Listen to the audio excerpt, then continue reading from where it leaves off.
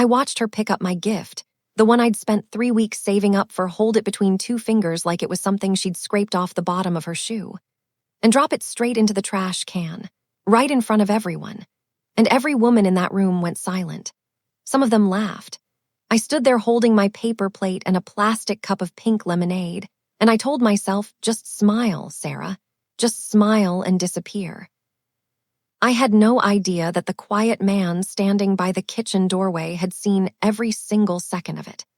And I had no idea that 6 months later, he would walk into a boardroom full of the most powerful people in this city and introduce me as his wife. But I'm getting ahead of myself. Let me start from the beginning. My name is Sarah. I'm 28 years old. I take the 7:15 bus to work every morning. I iron my blazers on Sunday nights, and I pack my lunch because $11 for a salad downtown is not something I've ever been able to justify. I grew up in a 2-bedroom apartment with my mom, who worked double shifts at a hospital and still somehow had dinner on the table by 7. She raised me to be grateful, to be kind, and to work hard. She raised me well. I worked, before everything changed, as an administrative assistant at Industries. It's a mid-size corporate firm in Columbus, Ohio. Contracts, real estate development, city partnerships. The kind of place where the lobby has a fountain and the break room has a that nobody ever cleans. I'd been there 4 years. I knew where everything was, I knew how everything ran, and I knew my place in the hierarchy, which was somewhere between the potted plants and the guest Wi-Fi password. The office had layers, the way all offices do. At the top of the social order sat the executive team, and orbiting them like satellites were the women who had decided that the corporate ladder was also a social one. They lunched together. They vacationed together. They had a group chat I was definitely not in. Leading that group was Madison.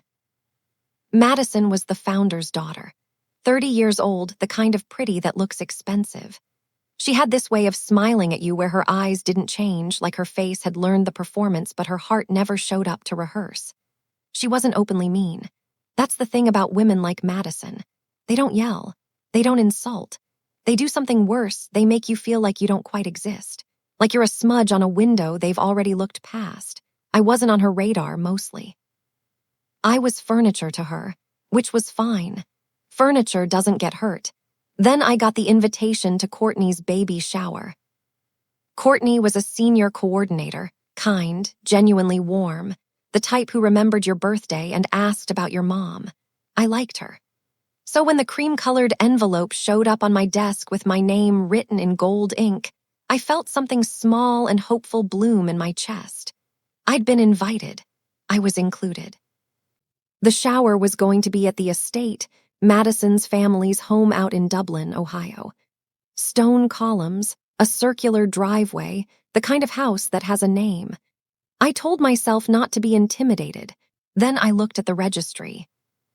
Everything was from boutiques I'd never been inside. A stroller that cost more than my car. Blankets with monograms that ran $300. I stood in front of my laptop for a long time that night, doing math I didn't want to do. I couldn't afford any of it, not even close.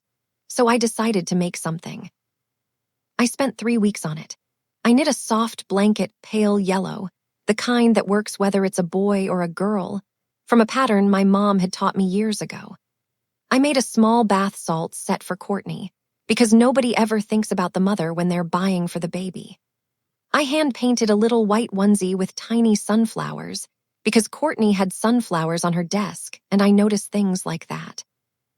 I wrapped everything in craft paper with twine, and a sprig of dried lavender tucked into the bow. My mom held it when I showed her, turned it over in her hands. "Sarah," she said, "you made this with love. That's worth more than anything in a store." I half believed her. The day of the shower, I drove my 2009 Civic up the long gravel driveway of the estate and told myself to breathe. The house was everything I'd imagined. Pastel balloon arrangements in every corner, a catered spread on linen-covered tables, champagne in crystal flutes at 2 in the afternoon. The women were dressed like they were attending a magazine shoot. I was wearing a floral wrap dress from Target that I'd steamed twice that morning. Courtney saw me the moment I walked in and came right over, arms open. "You came! I'm so glad you came!" And just like that, the tightness in my chest loosened a little. I found a spot near the edge of the room. I always find the edges of rooms, and settled in. That's when I noticed him. He was standing near the kitchen doorway, slightly apart from everyone else, holding a glass of sparkling water he didn't seem to be drinking. He looked like a man who had agreed to be somewhere and was now quietly regretting it.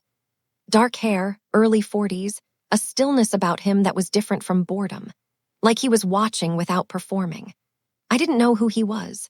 Someone mentioned he was Madison's cousin, visiting from out of town. I nodded and forgot about him. The gift opening started, and the room arranged itself in a semicircle around Courtney's chair. Madison took her natural position beside her, the hostess, the curator, the one who got to hold up each gift and announce it to the room. It was a performance, and she was very good at it. Gift after gift came through: a designer diaper bag, a cashmere swaddle set, a silver rattle in a velvet box. Madison narrated each one with the exact right amount of warmth, knowing everyone was watching her as much as they were watching Courtney. Then Courtney reached for my package. I know the moment Madison read the tag because something shifted in her expression. Subtle. A flicker. She looked up and found me across the room, and she had that look, the one that said, "Oh, you." And then she smiled her performance smile and handed the package to Courtney. Courtney started unwrapping it carefully, the way kind people do. Madison watched. And when the craft paper came away and the knit blanket unfolded in Courtney's hands, Madison tilted her head slightly and said, in a voice that carried perfectly across the quiet room, "Oh, how quaint." Someone laughed, then someone else. It was the social kind of laugh, the kind that doesn't mean anything except I heard the cue. Courtney looked up and said, "Sarah, this is beautiful." But Madison was already reaching for the basket, already setting it aside, already lifting it with two fingers, and placing it, without looking at me, directly into the large decorative trash can beside the gift table. Just like that. Like it was nothing. Like I was nothing. The room held its breath for exactly 2 seconds. Then someone said something about refilling the champagne, and the moment was folded up and put away, and the gift opening continued, and I was still standing there by the wall holding a paper plate I'd forgotten I was holding. I set it down on a side table. I found Courtney, touched her arm, said, "Congratulations, I'm so happy for you," in a voice I'm still proud of, steady, warm. And then I walked out. I sat in my car in the driveway and I cried, just for a minute, just enough. Then I wiped my face, started the engine, and drove home. I told myself it didn't matter, but it did matter. It always matters when someone decides you're nothing. What I didn't know, until much later, was that the man by the kitchen doorway had seen all of it. And after I left, he had walked over to the trash can, taken out my gift, and quietly placed it back on the table. His name wasn't just Madison's cousin from out of town. His name was James, and he was the CEO of Group, a firm that had just finalized the acquisition of Industries. He didn't own a division of the company. He owned the company. I found that out on Monday morning in a conference room I'd been called into without much explanation. I walked in with my notepad and looked up, and there he was, sitting at the head of the table like gravity had arranged the room around him. My stomach dropped. He had been there. He had seen the whole thing. I waited for the embarrassment to swallow me. His eyes passed over me once.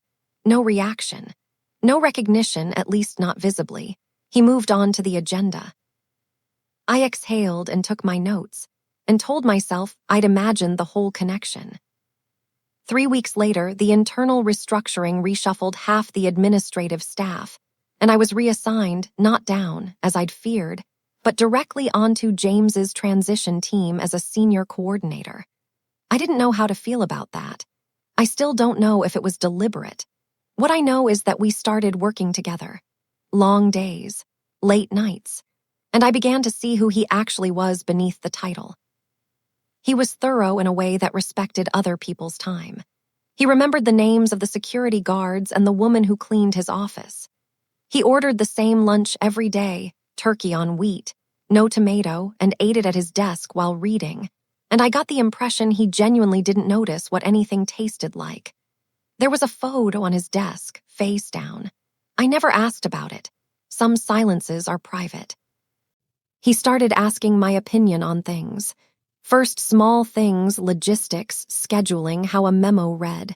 Then bigger things. What do you think the real problem is here? What would you do?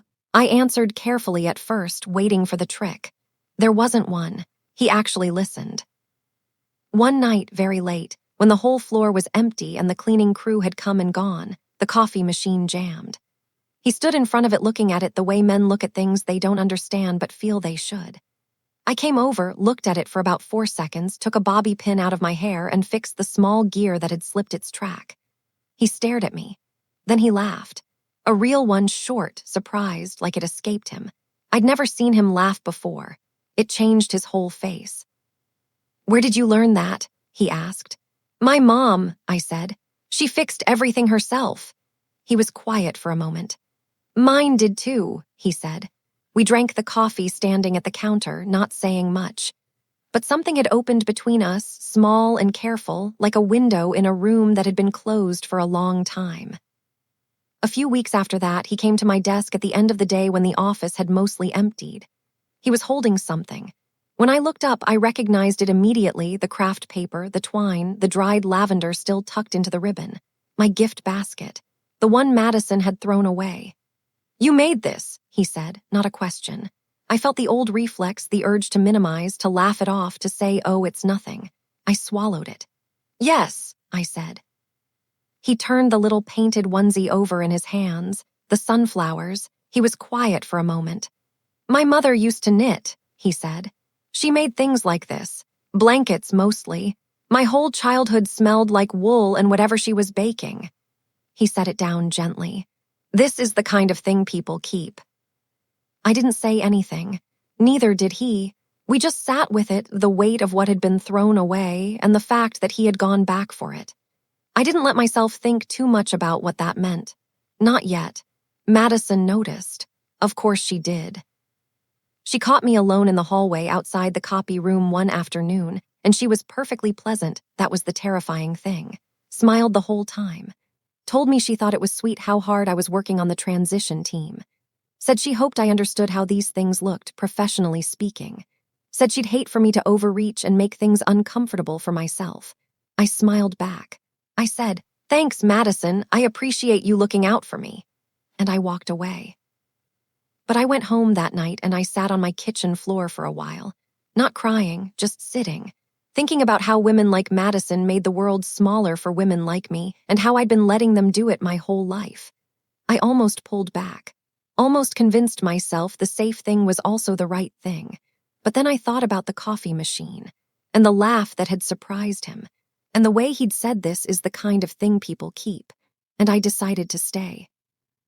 The group annual gala was held at the Columbus Museum of Art, black tie, the whole city's power structure in one room. I was there in a work capacity, which meant I wasn't supposed to be visible. I borrowed a dress from my best friend, deep green silk, fitted. She curled my hair. I felt like a different version of myself, not a fake version.